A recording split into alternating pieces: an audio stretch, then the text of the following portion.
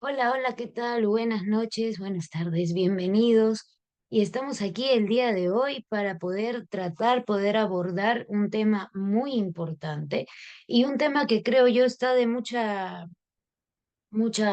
mm, coyuntura, ¿no? A nivel nacional, a nivel social y creo yo que a nivel mundial también. Sin embargo, vamos a tratar de tocar un poquito la realidad nuestra, ¿no? Aquella realidad con la que estamos viviendo día a día y que lastimosamente choca absolutamente a todos, ¿no? Porque cuando hablamos de casos de maltrato, de casos de violencia, definitivamente nos choca. Pero cuando hablamos de casos de violencia o de maltrato hacia una de las poblaciones más vulnerables, que son nuestros niños, definitivamente choca más, frustra más, incomoda y genera esa sensación de que queremos hacer algo, ¿no? Ese afán de querer ayudar a una población que, si bien es cierto, está a cargo o debería estar a cargo de adultos, pues están pasando por situaciones de maltrato, situaciones que lógicamente no son saludables ni para ellos, ni para el seno o el contexto familiar y social. Así que vamos a tocar este tema el día de hoy. Definitivamente es un tema muy, muy amplio, así que he tratado de conceptualizar lo básico y lógicamente luego podemos incluso tener la iniciativa de hacer un curso más amplio, con más tiempo, para poder desarrollar muchas más estrategias de intervención, que es lo que nosotros, o prevención, que es lo que nosotros vamos a tocar el día de hoy. ¿Sí? Bienvenidos a todos aquellos que nos están viendo por ahí en la transmisión en vivo y aquellos que están el día de hoy conmigo aquí en el Zoom.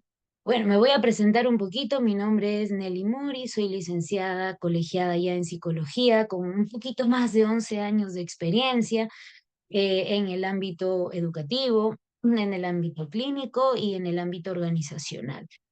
Mm. Aquí está un poquito la experiencia profesional, laboral que he podido tener siendo docente de un instituto tecnológico que es Cibertech, siendo docente de un instituto pedagógico.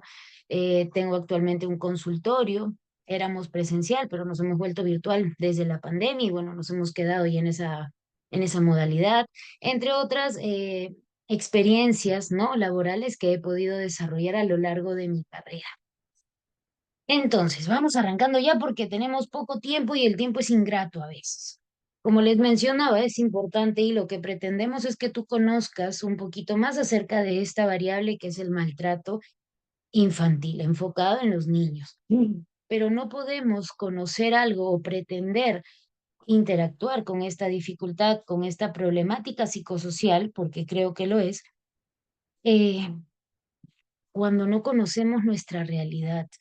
¿No? Y si bien es cierto, tú miras, Nelly, yo veo noticias, Nelly, sí he visto, mira lo que ha pasado, han dejado a un bebé recién nacido en la calle, incluso tenía hasta el cordón umbilical, yo veo, yo sé, es cierto, todos estamos en contacto con la realidad que vivimos. Sin embargo, es bueno conocer un poquito más a detalle y te pediría también en algún momento que consultemos y que conversemos, por ejemplo, si nuestra intención, por eso estamos aquí el día de hoy, es intervenir en la prevención, en el tratamiento y seguimiento de estos casos, te pediría también que te empapes de todo lo que es el área legal.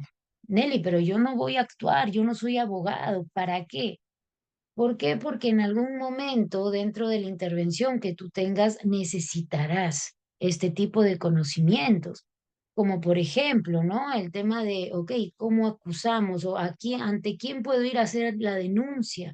Nelly, si yo soy un vecino y de repente escuché, sé, tengo contacto con la víctima, puedo denunciar, pero no quiero que se sepa que soy yo, etcétera. Entonces, es importante conocer un poquito los protocolos de atención, conocer ante quién puedo acudir y, como te digo, un poquito el tema legal, como conocimiento general.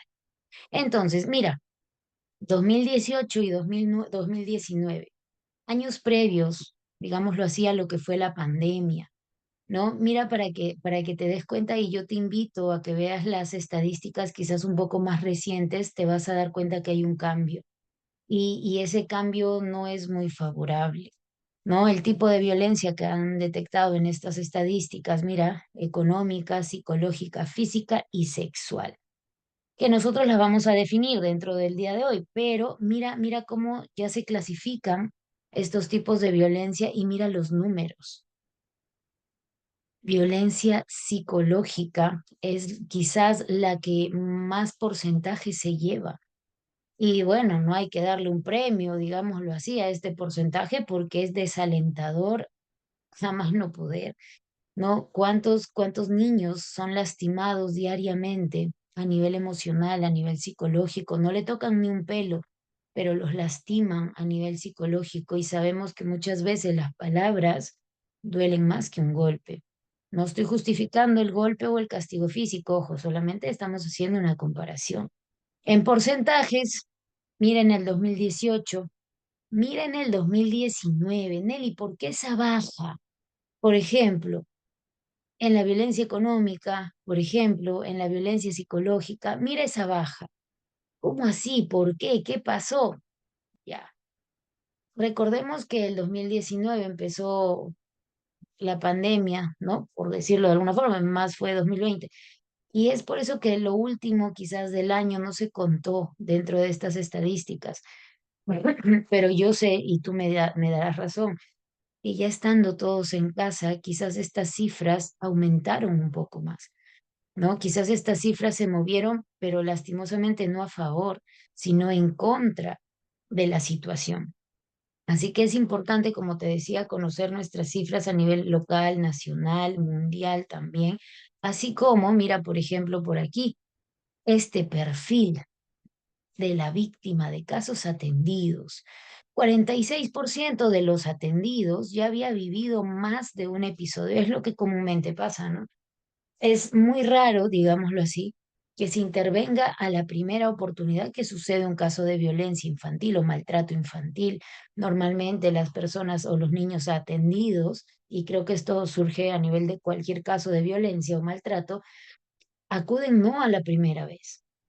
Y hay muchas razones, las vamos a visualizar, pero el miedo, el temor que se genera en la víctima o probable víctima es tan grande que no les permite ni denunciar ni acercarse a pedir ningún tipo de ayuda. Mira esto, 17% están en edad escolar y no estudian. Quizás hablamos de este pedazo, este extracto de no estudia, mucho más fuerte en zonas que no son rurales, ¿no? O perdón, que no son urbanas.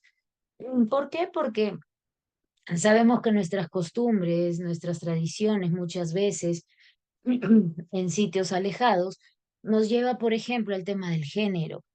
El varoncito sí tiene que estudiar, la mujercita no, no es necesario, ¿no? Ella que se dedique a aprender lo que mamá hace en casa porque es lo que le sigue en su futuro. Eso también sería parte quizás de un tipo de violencia porque estamos negándole a los niños o a la niña el derecho a estudiar. 77% reside en áreas urbanas. Ahora, esto es subjetivo porque recordemos que normalmente todas las encuestas, todas las estadísticas que se realizan no tocan eh, de manera mayoritaria la zona rural, sino las zonas urbanas. Entonces, lógicamente, el porcentaje más alto va a salir en las zonas urbanas. No quiere decir que en zonas rurales no se dé este tipo de violencia. Yo diría que en muchos lugares incluso se da con mayor fuerza, ¿no? Por falta de conocimientos, por tradiciones, por costumbres que se desarrollan. 11% de las víctimas adolescentes, mujeres, ya habían experimentado, mira, la maternidad. Nelly, y eso también podría ser parte de violencia, un embarazo infantil o un embarazo adolescente, por supuesto, ¿no? Podríamos decir, no, Nelly, pero depende, porque si la persona, la mujer, la señorita que está gestando dio su consentimiento, ya, pues no, no, no es así. No hay mayor violencia. Recordemos, por eso les decía que es importante ahondar un poquito en el tema legal. ¿Por qué? Porque sabemos y debemos conocer que una persona, varón o mujer, es menor de edad hasta los 18. Quiere decir que cualquier situación que suceda, que lo perturbe en su bienestar integral antes de los 18 puede ser tomado como un delito, una falta hacia el menor. Sin embargo, lógicamente sabemos que a partir de los 16 y las leyes están tomando, ¿no? De repente el considerar a una persona de 15 a más ya con una probable falta o con un probable delito. Son leyes que se van moviendo, se van modificando, por eso siempre es importante estar al tanto de cómo se van movilizando las leyes en nuestro país, sobre todo en nuestra localidad, ¿no? En el tema de las leyes. Entonces, conociendo ya un poquito acerca de cómo estamos en la realidad nacional, y creo que es más, estas estadísticas uno las puede sacar por sí mismo, ¿no? Con todo lo que apreciamos en los medios de comunicación. Eh, Vamos a hablar un poquito de aquellos conceptos básicos que debemos conocer y también vamos a ahondar en los tipos de maltrato para poder saber cómo intervenir. Entonces, tenemos claro que maltrato, sabemos lo que es toda acción u omisión, es decir, la negligencia, no accidental, quiere decir que es algo a propósito que priva al niño de sus derechos y de su bienestar integral, amenazando desarrollo físico, desarrollo social, desarrollo emocional, y cuyos autores, es decir, cuya persona que lo comete, son de su ámbito familiar. Ojo, no quiere decir que si yo voy por la calle y de repente un niño X me empujó y yo casi me caigo, volteo y lo jaloneo al niño y mocoso, ¿tú qué tienes? Ah, no, Nelly, eso no es maltrato, porque no viene de la familia, tú no eres una familia, tú eres una desconocida. Falso. Eso también es maltrato, solamente que cuando tocamos en sí el maltrato familiar y eso es algo que también se debería ir modificando. Solamente nos centramos en la familia, en el seno familiar. Y por ejemplo, si un docente trata mal a tu niño, ¿no? Tu hijito, tu hijita en el colegio, estamos hablando de maltrato. Y no es de su entorno familiar, pero sí de su entorno cercano. Entonces, tenemos que tener muy, muy en cuenta lo que significa el maltrato. Recordemos, acción u omisión no accidental que priva al niño de vivir sus derechos y su bienestar integral. ¿Ok? La Convención de los Derechos de los Niños de las Naciones Unidas, 1989, y ese concepto se sigue todavía manejando, por eso lo coloco, se refiere al maltrato infantil en el artículo 19 como toda violencia, perjuicio o abuso físico o mental, descuido, trato negligente, malos tratos o explotación. Mientras la edad o la temporada, digámoslo así, en la que el niño está a custodia de sus padres o de un tutor o de un apoderado. ¿Ok? ¿Por qué te definen él y tanto perjuicio, abuso físico, abuso mental, descuido? Porque luego vienen esas ideas, esas comparaciones, esas confusiones. No sé si recordarás aquellas generaciones de los abuelitos o quizás papá, mamá. No, yo lo corrijo. No, no, no, así me criaron a mí. Yo recuerdo mucho, mi abuela contaba, pues, no, sus historias. Y ella nos contaba que su mamá, o sea, mira, mi bisabuela, la sentaba en un ladrillo caliente cuando ella se portaba mal. ¿Tú crees que si yo regreso a esa generación y le explico a mi bisabuela, bisabuela, mira, he hecho un viaje al futuro y en el futuro lo que tú estás haciendo es maltrato? Eso no se hace. Quítale el televisor o de repente si sale a jugar, no la dejes salir a jugar. Pero eso no es castigo, eso es maltrato. ¿Tú crees que si yo le explico, me va a decir, ya, hijita, muchas gracias y va a cambiar? No. ¿Por qué? Porque las generaciones anteriores estaban acostumbradas a ejercer ese tipo de castigos físicos. Hoy en día eso ha cambiado mucho y por eso es que desde 1989 se hace ya más formal, digámoslo así, por las Naciones Unidas, la conceptualización de lo que es maltrato infantil. ¿Para qué? Para que aquel adulto que tenga a su cargo un niño pueda diferenciar, pueda decir, ok, esto es un castigo y esto no. Entonces, aún así, todavía tenemos esos criterios, ¿no? esos pensamientos en los cuales, si tú eres psicólogo, te habrás chocado en alguna consulta con algún padre de familia que te diga o que te dé a entender, usted no me va a decir cómo yo castigo a mi hijo, ¿no? A mí me castigaban con la correa, a mí me castigaban con el San Martín, con el tres puntas, qué sé yo, y mire, soy todo un profesional. Yo sí he tenido esas experiencias y la verdad es que es un poco triste, ¿no? He tenido muchas experiencias con una niña, por ejemplo, que padecía de violencia por parte de su mamá. Y cuando vi este caso que todos vimos de esta niña que sale a la 1 de la mañana, prácticamente huyendo de su casa, de su hogar, ese lugar que nos debe dar tranquilidad, sale huyendo y lastimosamente se encuentra en su camino a una persona del mal vivir con probablemente una enfermedad mental y la lastima al punto de matarla. Recordé mucho al caso que te comentaba hace un momentito, porque esa niña que yo evalué en algún momento me decía, quiero irme de mi casa. Para mí mi casa no es un lugar seguro, para mí mi casa es un lugar en el que yo sufro. Me golpean y la niña solía, 2 veces fue con la mano de mamá marcada aquí en la carita. Incluso el colegio lógicamente actuó como se debía. Entonces, mira cuánto sufre un niño y cuánto calla también, creo yo que es la palabra correcta, cuánto calla un niño y lo lleva al punto de tomar esas decisiones, salir corriendo de casa porque no tolero el maltrato, no tolero, y a mí me quedó mucho. Y lo utilizo, la verdad, con algunos casos que tengo de ese tema, orientando a padres de familia que han ejercido algún tipo de violencia de manera particular, los atiendo. Y, y, y un poco me quedaron las palabras, ¿no? De la mamá en el video y le decía, no te quiero volver a ver, no te aparezcas. Y luego sucede lo que sucede y la niña literalmente no apareció más, no regresó más a su hogar. Entonces, parte de nuestra labor es no solamente intervenir cuando vemos un caso de violencia, sino también la prevención, que creo yo no solamente es importante con el niño, sino con las familias. El enseñarle hoy por hoy a los padres un tipo de castigo adecuado, el enseñarle un sistema de recompensas, castigos, es muy, muy importante. Eso realmente es prevenir. ¿Ok? Entonces, definiendo esto, tenemos maltrato físico, la negligencia, el abuso sexual y el maltrato emocional.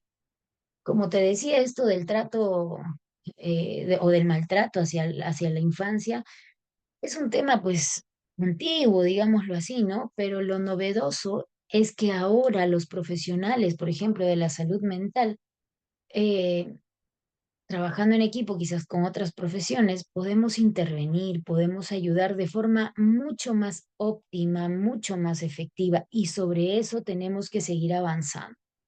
¿Qué indicadores, Nelly, yo voy a ver o tengo que estar ahí pendiente para poder identificar? Mira, el otro día justo escuché a una abogada y le preguntaban, señorita abogada, ¿usted cuando sabe o se percata de que su próximo cliente es culpable, usted lo defiende? La abogada muy certera le dijo no. Yo solamente defiendo a las personas de las que yo estoy segura son víctimas o no son culpables.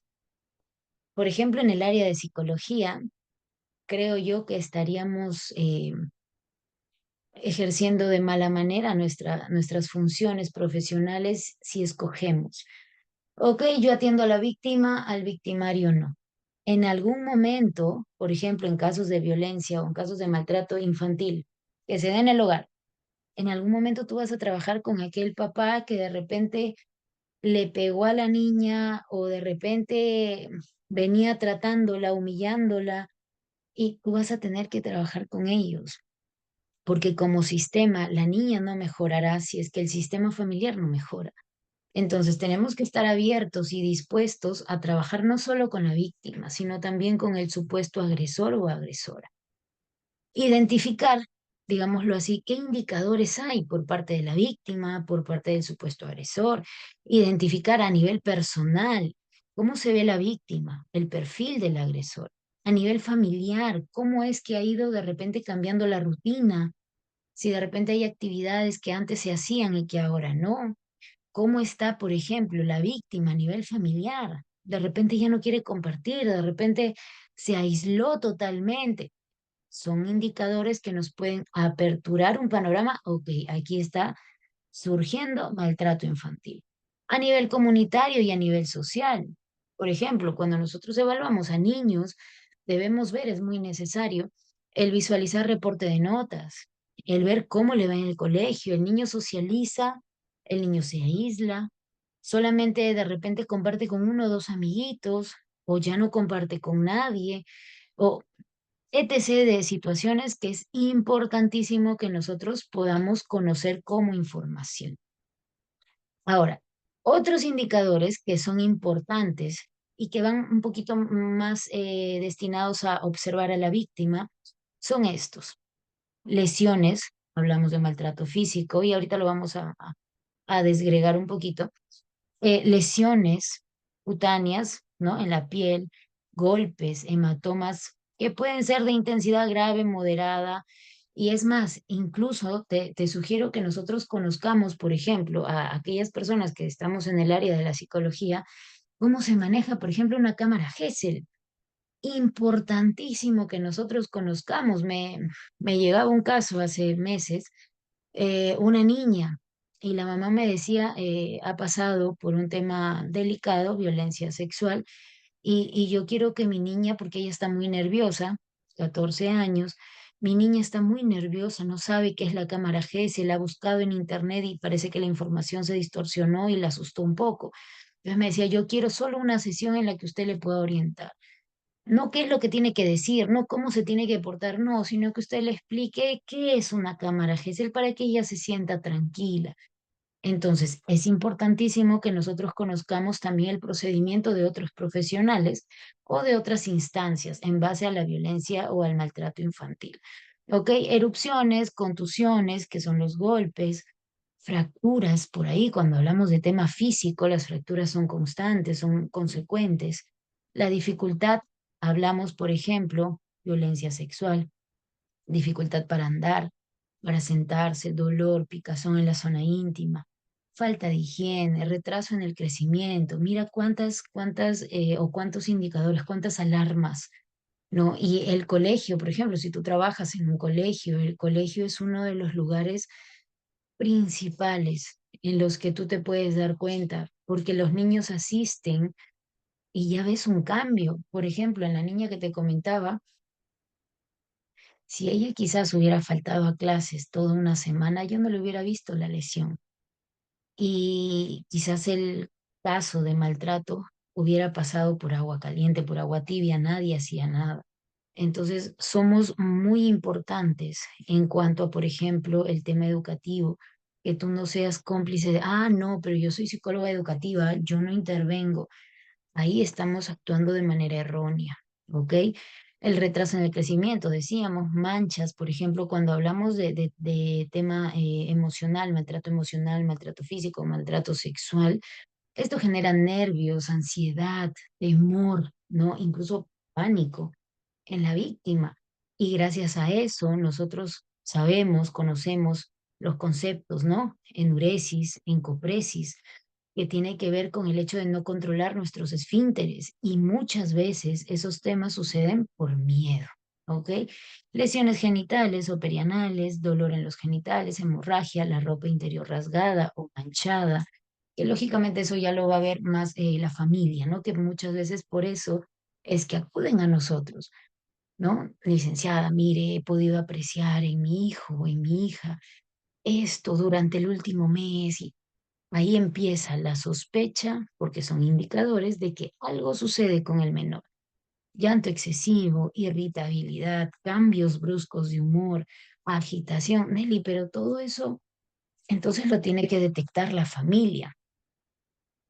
Es cierto que en su mayoría lo detecta un familiar o la persona a cargo del niño o en el colegio, pero muchas veces tú también puedes irte dando cuenta de esos cambios. Cuando llega, por ejemplo, tú llegas a asesorar o a orientar a un niño por X cosas y nadie sabe qué sucede con él, por qué está tan agresivo, tan irritado. Gracias a tu evaluación, gracias a tu entrevista, gracias a tu evaluación, tú vas a poder detectar estos indicadores.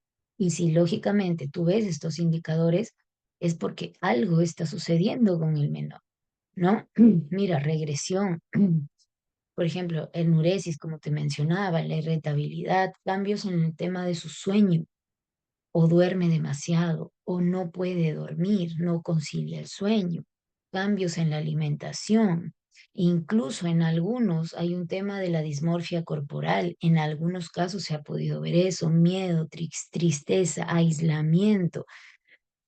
Si hablamos del tema sexual, por ejemplo, en la adolescencia se ve un poco más eso, ¿no? Hay un pequeño despertar en cuanto al interés por estos temas. Así que por ahí también muchas veces confundimos, ¿no? Ah, no, pero es que está muy interesado en hablar del tema. No, es por la edad. Hay que averiguar un poquito más, hay que indagar un poco, ¿ok? Ahora, vamos a hablar un poquito del abuso sexual, que era, recuerda, parte de los subtemas que tenemos para el día de hoy. Y vamos a tocar algo importante que quizás no conocemos a detalle y que es importante que sepamos y que ahondemos en este tema.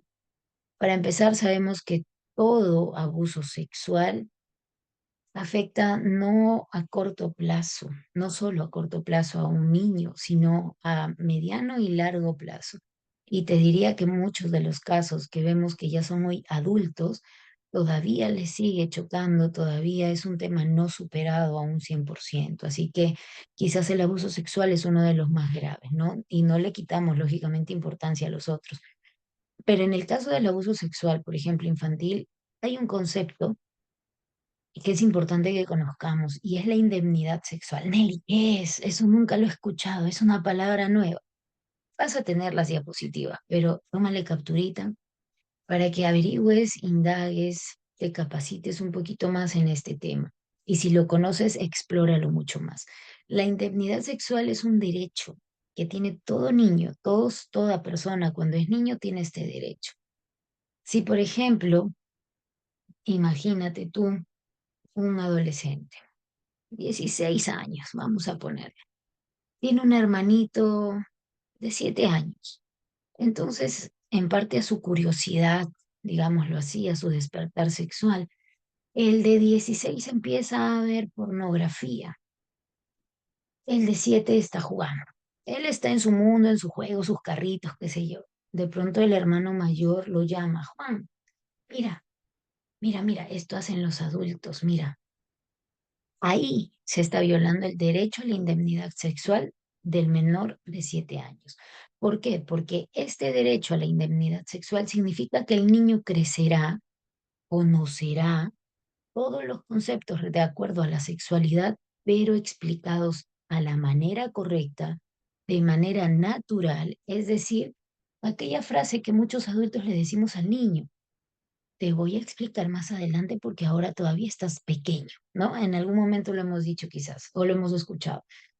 Ya, en el tema sexual debe suceder lo mismo. Se le explica de acuerdo a cómo va desarrollando el niño. Yo no puedo, por nada del mundo, someter al niño a este tipo de información que no es adecuada para su edad. Nelly, ¿cómo sé eso?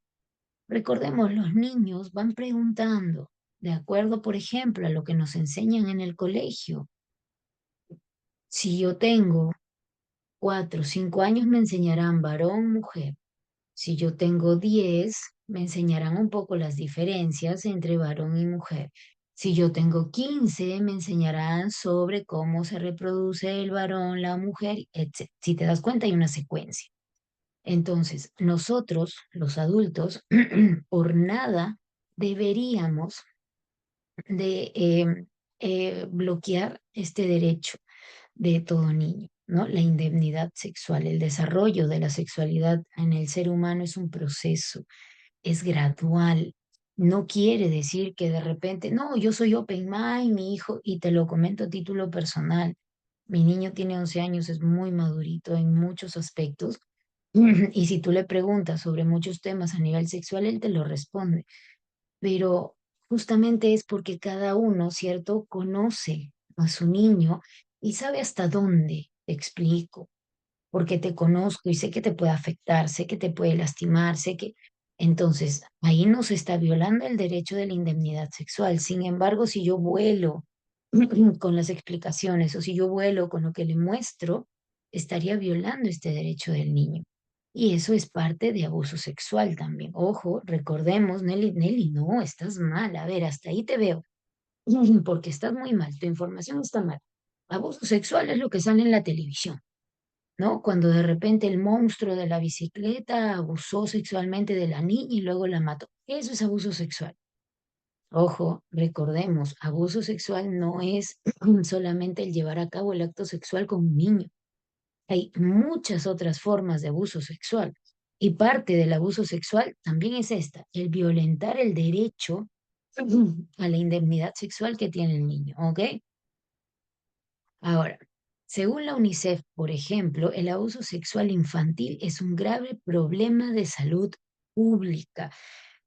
Qué importante sería que nuestro país lo vea como tal, ¿no? Como una problemática psicosocial que no distingue razas, no distingue religión, creencias, nivel económico, no distingue. Sucede simplemente porque no hay prevención en un 100% y yo sé que no se puede prevenir este tipo de situaciones al 100%, pero sí se podría trabajar un poco más enfocado en nuestra población, ¿no? Entonces, la UNICEF nos dice que generalmente un trauma complejo es lo que genera esto de manera repetitiva. Importante conocer que quizás muchas personas de las que tenemos hoy en día cometiendo delitos o yendo contra la ley, contra la sociedad, quizás han sufrido algún tipo de violencia de niños, ¿no? Y que no ha sido superada, que no ha sido ni siquiera trabajada. Entonces, lógicamente, pues en la adultez nos trae ciertas consecuencias. Para la OMS, mira, el abuso sexual infantil es el utilizar al niño, a la niña o al adolescente en una actividad sexual de cualquier tipo que él no comprende, que no llega a entender en el concepto general o en el concepto verídico. Si tú te preguntas, por ejemplo, a mí me ha pasado muchos casos, ¿no? Niños de 4 o 5 años que han visto, por ejemplo, el acto sexual entre mamá y papá, y cuando mamá dice, Miss, me ha pasado, no, Miss, mire, es que nos descuidamos, no le pusimos el seguro a la puerta y ella entró y nos vio en el pleno acto. ¿Qué sucede? Los niños, por ejemplo, a esa edad, asumen que esto es un acto no de amor, sino de violencia. Ellos piensan que papá le está pegando a mamá o que mamá le está pegando a papá y que eso está mal y que tienen un concepto, recordemos, indemnidad sexual para su edad, es eso lo que significa el sexo. No tienen mayor concepto y deben ir aprendiéndolo en el transcurrir de la edad, de la vida. Entonces, ¿qué sucede? Por ejemplo, esto de inmiscuir o utilizar a un niño en una actividad sexual no solamente se refiere, como te repito, al acto en sí, sino a toda aquella situación sexual en la que el niño está expuesto. ¿Ok? Porque recordemos, no está preparado ni a nivel físico, ni a nivel emocional, ni a nivel cognitivo para poder comprender lo que significa esto. Esos dos conceptos me parecen los más idóneos, digámoslo así, para poder definir el tema que estamos viendo. Hablamos del maltrato físico y creo que, no sé, ¿no? Yo recuerdo en mi infancia, nunca mamá y papá me castigaron de forma física. Nunca creo que tuve la dicha, digámoslo así, de no pasar por lo que es Correa, San Martín, Tres Puntas. No, no te voy a decir que no lo necesité, ¿no? Quizás puedo de repente admitir en algún momento de chiquita sí he sido terrible. Y mira el pensamiento, muchos padres llegarán a ti diciéndote eso. Es que mi hijo es terrible, no lo puedo controlar, solamente cuando le muestro la correa ya se calma. Bueno. Esa es una forma que, por ejemplo, es muy común en la cual los padres de familia o el adulto asume que ejerce autoridad. Sin embargo, sabemos y nos podemos dar cuenta cuando evaluamos al niño de que ahí no hay autoridad, ahí lo que hay es miedo, ahí lo que hay es temor. Yo siempre le he hecho análisis con los padres que castigaban de esta forma que he podido atender y les decía, señor, mire, yo le consulté a su niño, porque él me dice que antes usted lo castigaba, o que hay una variación, ¿no? Que a veces lo castiga con golpes y a veces lo castiga apagándole el televisor. Da la sorpresa, les decía yo, señores, que el niño recuerda cuando usted le apagó el televisor. Él sabe el por qué, es que le pegué a mi mamá, es que le respondí mal a mi mamá, es que le dije tal cosa y me apagó el televisor y no vi televisión todo el día. Lo recuerdan, saben el por qué pasó ese castigo. Pero cuando le pregunto sobre el castigo físico, no sé, no me acuerdo. Entonces, ¿realmente fue efectivo? Porque el niño no recuerda ni siquiera por qué lo castigaste. Entonces, hay que poder orientar y por eso te decía, en el tratamiento, en la intervención, orientemos a los padres de familia, porque seamos sinceros, muchos de los padres de familia no lo hacen por maldad, lo hacen porque no conciben otras herramientas. Y los profesionales correctos para poderle brindar esas herramientas somos nosotros, tanto en los colegios, en la consulta particular, en tus charlas que brindes, aconseja si haces escuela para padres. Orienta, dale herramientas, no le des tanta teoría, el papá ya lo sabe, por eso muchas veces no asisten a la escuela de padres. Dale herramientas, mira, ¿sabes qué? Vas a armar este horario con tu hijo y de acuerdo a las funciones que ellos hagan en casa, tú les vas a premiar. Si no las hacen, los vas a castigar, pero ¿cómo los vas a castigar? No hay televisión, o de repente no hay celular, o no vamos a jugar, de repente vamos a ir al parque.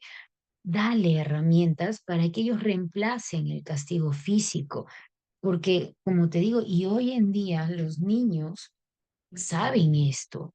Antes tú le pegabas a tu hijo y el niño sumiso, ¿no? Lo toleraba. Hoy por hoy, el niño, ok, puede que lo tolere, pero llega al colegio, llega a otro lado con otro adulto, mi papá me pega, mi mamá me pega, porque ya saben que está mal. Entonces, son generaciones con las que tenemos que intentar otras herramientas. ¿Ok? Entonces, castigo físico, recordemos, todo aquello que vaya en contra de su salud física. ¿Ok? Si bien es cierto, venimos de generaciones acostumbradas a este tipo de castigos, tenemos que ser realistas de que no funciona. Tenemos que ver que el castigo corporal, y está comprobado con estudios, con estadísticas, no llega a cumplir, digámoslo así, con la función que desean los padres, ¿no? Sí es cierto que, por ejemplo, si nos vamos a ciertas provincias, el utilizar el San Martín, la rama de ortiga, creo que es, o entre otros utensilios, otros objetos, es parte de sus tradiciones. Sin embargo, tenemos o tendríamos que ir cambiando un poquito eso gracias a nuestra intervención. Este tipo de maltrato, al igual que todos, tiene consecuencias, no solamente psicológicas, sino también físicas. Muchos niños que han sido golpeados en su infancia, lastimosamente, tienen secuelas, ¿no? De repente no pueden caminar bien, de repente alguna caída en el golpe y alguna función orgánica se dañó, etcétera, consecuencias físicas. Sin embargo, también hay consecuencias psicológicas. Niños con miedo, niños con tartamudeo grave, con alguna dificultad de aprendizaje, por ejemplo, atención, concentración, niños que no desean, que no les es fácil expresarse en público, ¿no? Entonces son muchas las consecuencias y ojo, no lo digo porque tú lo vas a utilizar asustando a los padres de familia, pero siempre hay que informar, ¿no? Que estamos en generaciones diferentes, que hay otras opciones, se le brinda las opciones e informar. Todo acto tiene consecuencias y es más, la consecuencia creo que no solamente es para el afectado, sino también para la familia a título legal, por ejemplo, incluso por temas de maltrato físico, el niño puede ser sacado del hogar y llevado a una institución en donde se comprueba si hay algún otro familiar y nosotros lo sabemos, aquí existen, en el Perú existen muchos lugares en los cuales se hace esto, son albergues en donde los niños son sacados del seno familiar para investigar cómo es su rutina, si está bien, si está sanito, etcétera, o si está en peligro, y de acuerdo a eso, o lo regresan al seno familiar o lo dan a otro familiar o se queda en este tipo de albergue. Entonces es muy importante el brindar, ¿no? Este tipo de orientación y consejería, recordemos también a la familia. Ahora, el maltrato emocional, yo no lo toqué, yo a mi hijo no lo toco, nos suelen decir muchos padres, pero sabemos que no es necesario tocar, sabemos que no es necesario que yo golpee a alguien para poderlo lastimar, no requiere este tipo de daño, no requiere alguna lesión física, no requiere un hematoma, no requiere un golpe, no requiere que tu niño sangre. Lo que simplemente se debe cumplir, digámoslo así, es que el niño se vea afectado emocionalmente. Por ejemplo, imagínate tú en los zapatos de esta pequeña, viendo discutir todos los días a papá y a mamá, e incluso llegar a los golpes. Pero yo a mi hija no la toco, pero la está sometiendo a vivir en un ambiente de violencia. Porque mira, seamos sinceros, eso no parece una discusión cualquiera, ¿eh? Entonces, instruyamos cuando vamos a los colegios, instruyamos uno a los niños en el hecho de que ningún tipo de maltrato es un secreto, porque ojo, los niños todavía lo que pasa en casa se queda en casa. Si la Miss te pregunta, no digas nada. Todavía hay adultos en ese pensamiento. Y definitivamente los niños, por salvaguardar a la familia, pues guardan este tipo de secretos, ¿no? Si de repente, imagínate, hablamos del abuso sexual, muchas veces el niño es sometido a guardar estos secretos y es importantísimo el educar a los niños en base a eso. ¿Qué es un secreto?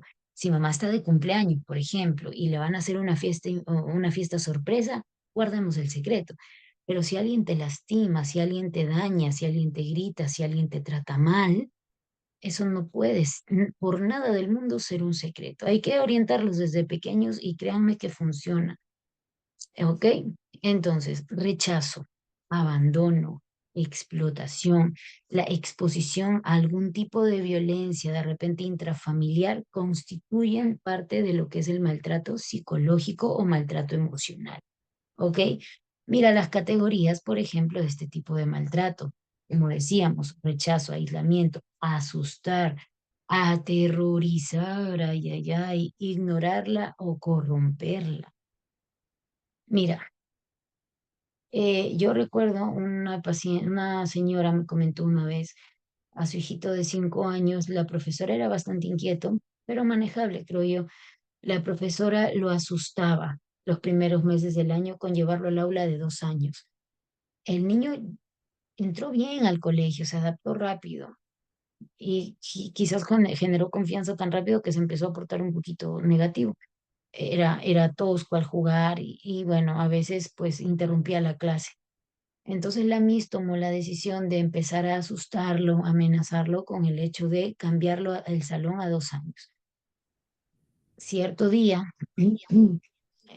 la profesora, la Miss, llevó a cabo la advertencia. Por ahí tengo un audio, por favor,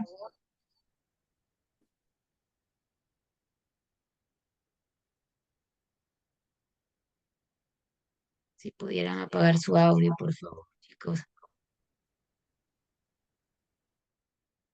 Gracias. Entonces, lo que me decía la señora es, la profesora ya lo hizo. Lo ha llevado al aula de 2 años, le ha puesto pañal incluso al niño de 5 años, le ha puesto pañal y lo ha humillado delante de todos, diciéndole que él está ahí porque se portó mal en su salón y que no va a regresar hasta que se porte bien. Lógicamente, la profesora lo que hizo es a la hora de salida le quitó el pañal al niño, se lo llevó a su salón y el niño salió de su salón. Pero ya ahí hubo un maltrato psicológico. ¿No? No sabemos si físico, quizás al momento de poner el pañal, porque dice que el niño se resistía a que le pongan el pañal, quizás un jaloneo, qué sé yo. Pero es importante que nosotros sepamos que herramientas para poder educar a un niño no es el amedrentarlos, no es el castigarlos de manera física, no es el amenazarlos. Mira, un niño, una niña de 5 añitos, una vez que yo le evalué, me dibujó a los integrantes de su familia, dibujaba muy bonito para su edad. Y en el costado del dibujo me colocó una especie como un plumero, digámoslo así, el mango del plumero y tres puntas. La verdad, yo te soy sincera, pensé que era su mascota. Entonces, cuando empezamos a conversar de los integrantes de la familia, ella me dice que eso se llama Padre, Hijo y Espíritu Santo. Eh, Te soy sincera, yo en ese momento no sabía muy bien qué significaba, así que como tenía una computadora ahí, pues busqué un poquito, indagué un poquito y resulta que era un San Martín, el tres puntas. Entonces, ya sabiendo, conociendo un poquito más, yo le preguntaba, ¿no? ¿Y qué es? ¿Para qué se usa? ¿O dónde está en la casa? Y me comentaba que la mamá lo tenía en una especie de clavito en la pared y que cuando ella se portaba mal, la mamá señalaba, no lo agarraba, señalaba. Ya cuando la conducta era repetitiva, ya lo agarraba. No la tocó nunca con ese dichoso tres puntas, pero la amenazó tanto tiempo que la niña lo interiorizó como parte del hogar. Imagínate, eso, por ejemplo, como yo le explicaba a la mamá, yo entiendo, se hace con una funcionalidad, que es el hecho de mejorar la conducta de la niña, pero el San Martín no es parte de la familia. Y no hay algo que de repente me haga contradecir. O sea, no hay experiencias en que la niña juegue con mamá, en que la niña juegue con papá, a pesar de ser juntos, un hogar constituido. Entonces, hablamos de maltrato emocional no solamente cuando viene acompañado del maltrato físico. Hablamos simple y sencillamente de situaciones en las que el niño se siente vulnerado, se siente triste, se siente abandonado, rechazado, que siente tanto temor de las personas o de las situaciones que está viviendo. ¿Ok? Ahora, el abandono o la negligencia, muchas veces, y estas son también conceptualizaciones que se pueden confundir, no, yo dejo que él lo haga solo porque él tiene que crecer, ya está grande. Tiene que prepararse solo, tiene que hacer solo. Es cierto, nuestra función como adultos y la función de los papás a los que orientamos como adultos es poder ser una ayuda, digámoslo así, un orientador para el niño. Sin embargo, hay muchos adultos que lastimosamente no son esa guía, no son ese monitoreo, porque asumen que están haciendo lo correcto en algunos de los casos y en otros porque pues el niño es prácticamente algo puesto en el hogar.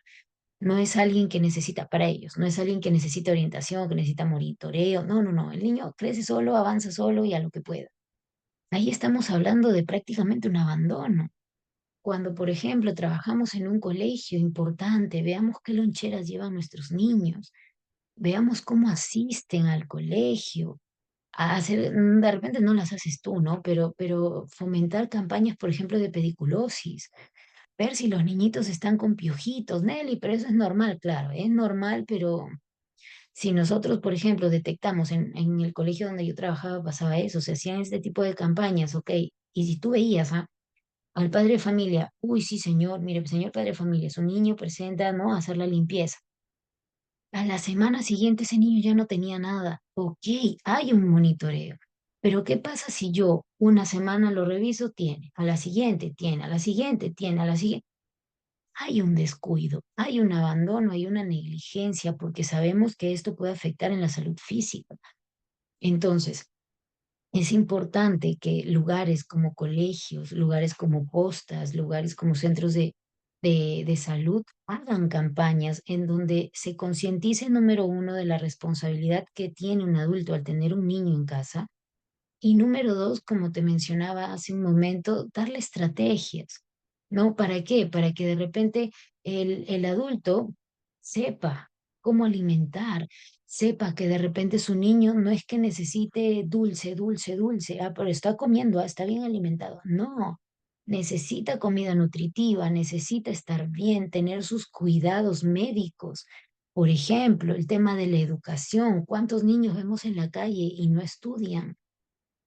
¿Cuántos niños en las noticias, por ejemplo, lo vemos? Mamás con una fila de niños y en la calle. No tienen dónde dormir, no tienen que comer, no tienen cómo vestirse, etcétera. Ahí hay un descuido, Nelly, pero Esas personas son prácticamente indigentes, no tienen, no es porque realmente, exacto, yo lo comprendo y creo que todos lo comprendemos. Sin embargo, no deja de ser negligencia. Al ser adulto y recuerda, tomar la decisión de ser madre o padre, tú te haces responsable de lo que viene con ese pequeño, esa pequeña.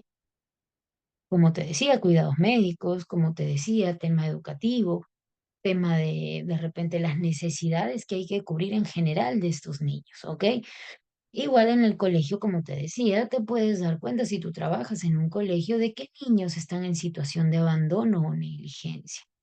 Hablamos, por ejemplo, de negligencia física, cuando no hay los cuidados necesarios que debe tener un niño y no se supervisa que estos cuidados sean cumplidos a cabalidad, ¿ok? Médica, falta de atención, muchos, por ejemplo, de los niños, y quizás por ahí también es un tema de negligencia. ¿A cuántos niños nosotros podemos enviar a una evaluación? El niño está muy inquieto, muy intranquilo, pareciera a ojo clínico, quizás podría determinar como diagnóstico presuntivo hiperactividad. Señora, mire, vamos a llevarlo, ¿no? A un descarte, das la indicación. No, no, mi hijo no tiene nada, mi hijo no tiene nada. Yo sé que es parte de la aceptación que cuesta, pero ahí también vemos negligencia. Pasan los años, hemos tenido muchos casos de esos en el colegio, por ejemplo. Pasan los años y el niño llega, ponte, cuarto de primaria, sucede algo tan grave que el padre de familia dice, es que nunca lo llevé, es que nunca pasó por una evaluación, es que, y hoy por hoy temas, por ejemplo, como el autismo están mucho más presentes en nuestros niños y si bien es cierto, hay una apertura del padre de familia, porque ya conceptualizamos el autismo como no algo satánico, ni, no, es una condición, entonces mi niño se puede desarrollar de forma regular, digámoslo así, puede ir al colegio, puede, solo que hay que tener otro tipo de monitoreo con él. Pero antes teníamos el pensamiento de que no, mi niño, Dios mío, autismo era lo peor de lo peor.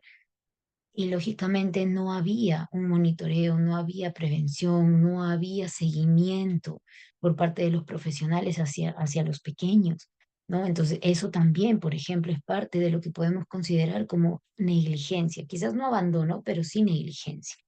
Y a nivel educativo, pues, ¿no? La falta de este derecho, de cubrir este derecho en un pequeño, en un niño. Y es más, cuando, por ejemplo, hablamos de los pequeños que están expuestos a un ambiente o de violencia o expuestos a ambientes en donde hay consumo de sustancias psicoactivas, también hablamos de negligencia, hablamos de violencia física en algunos casos, pero también de violencia psicológica, emocional. Así que por ahí hay mucha casuística sobre esto y yo creo que sería interesantísimo el desarrollar casos para ver puntualmente qué estrategias o qué plan de acción podríamos desarrollar. Hablamos ya para ir terminando, hablamos de momentos y espacios importantísimos, ¿no? Dentro de la vida de un infante, en la etapa de la infancia que es tan bonita y que debería disfrutarse, creo yo, al 100%.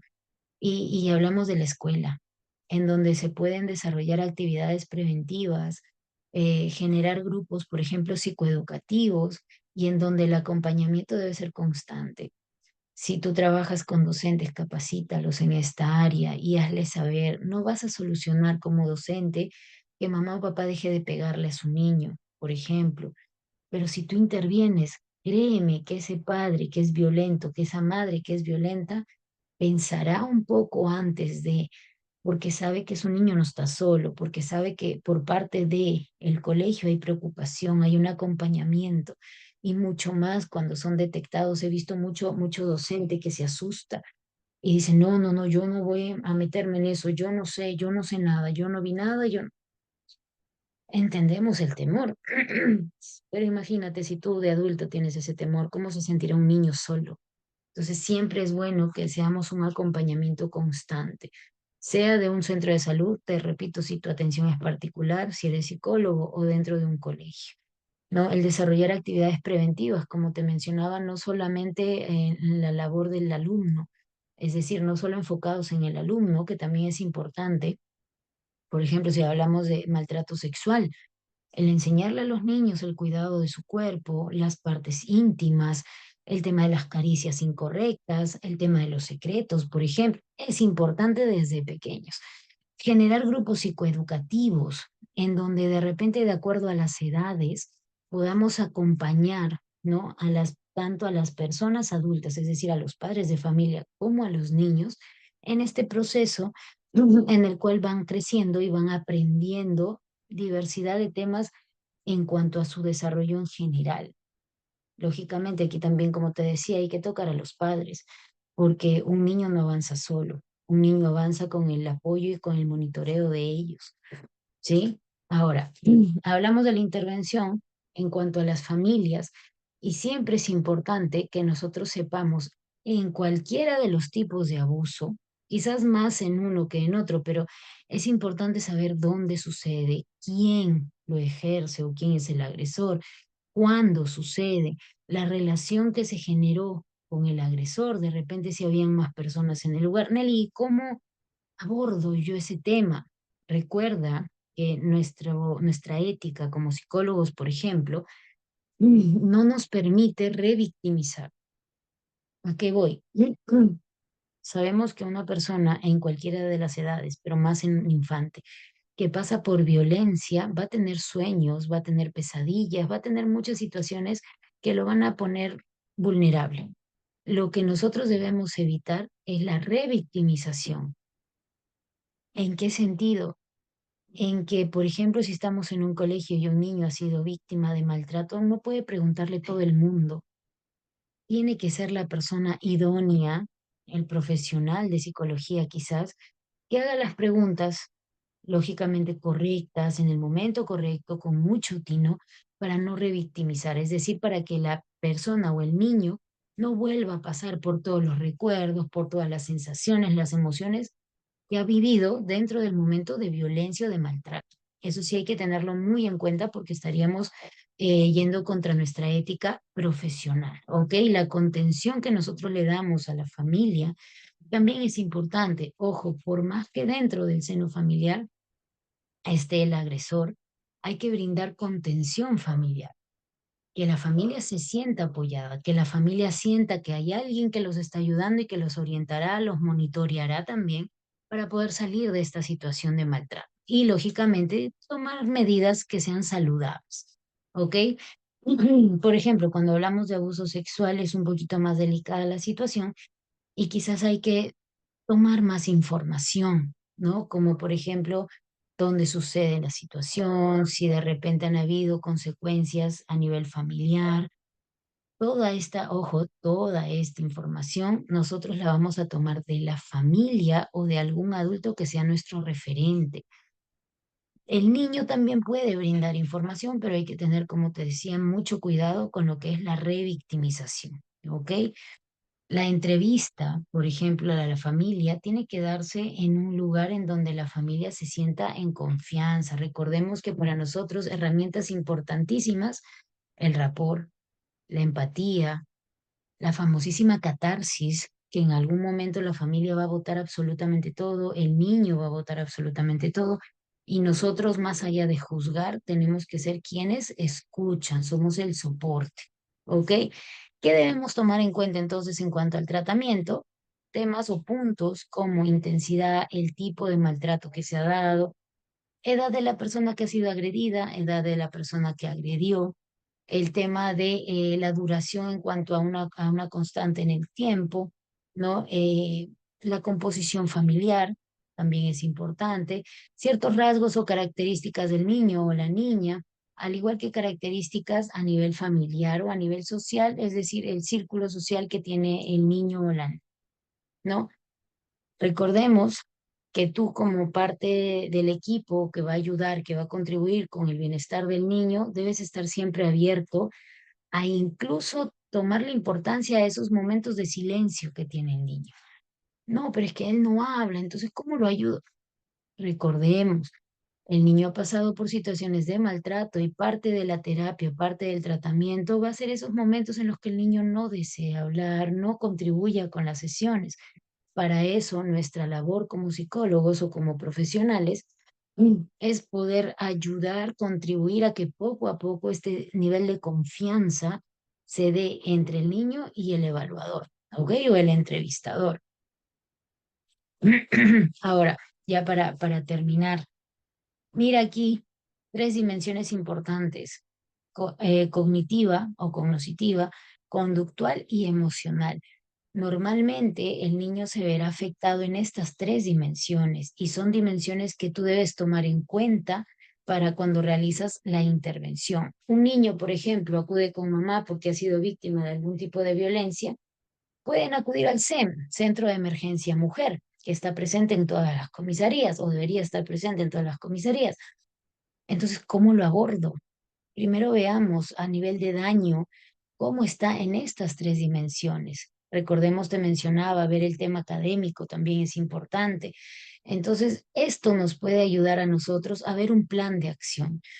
¿Qué tipo de terapias, qué tipo de intervención puedo realizar tanto con el niño como con la familia? Si bien es cierto, este es un tema muy, muy amplio, yo he tratado el día de hoy de darte esas pinceladas como para desarrollar punto uno, eh, que te digo, la iniciativa de poder averiguar un poco más, de poder capacitarte un poquito más y definitivamente el averiguar, como te decía al inicio, un poquito el tema legal, que siempre, siempre es importante, ¿no? Bueno, entonces conmigo eso ha sido todo por el día de hoy. Las diapositivas yo las enviaré a la persona indicada de la institución para que las pueda replicar con ustedes y muchísimo, muchísimo gusto de haber trabajado con ustedes, de haber trabajado un tema tan importante y al que creo yo le debemos dar todavía más importancia a nivel social. Muchísimas gracias, que tengan una bonita noche.